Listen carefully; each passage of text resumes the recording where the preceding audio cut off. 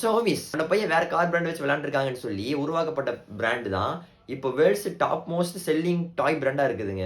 என்ன பிராண்ட் தெரியுமா? 90s kids, ஏன் அடல்ட்ஸ்க்கே ஃபேவரட்டான ஒரு பிராண்ட் ஹாட் வீல்ஸுங்க. குழந்தைங்க பசங்க 90s கிட்ஸ் இவங்ககிட்ட எல்லாம் போயிட்டு ஹாட் வீல்ஸ் பிராண்ட் பிடிக்குமான்னு சொல்லி கேட்டா வரலாறே சொல்லுவாங்க. சின்னவங்கல இருந்து பெரியவங்க வரைக்கும் எல்லாத்தோட மனசுல இடம் பிடிச்ச ஒரு பிராண்ட்னா அது ஹாட் வீல்ஸ் தாங்க. நிறைய கிஃப்ட் கொடுக்கறதா இருந்தாலும் சரி, வீட்டுல வாங்கி ஷோகேஸ் பண்றதா இருந்தாலும் சரி, அது ஒரு கிரேஸாவே மாறிடுச்சுங்க. கூடிய சீக்கிரமா இந்த பேக்ரவுண்ட்லயும் வந்து வரும்.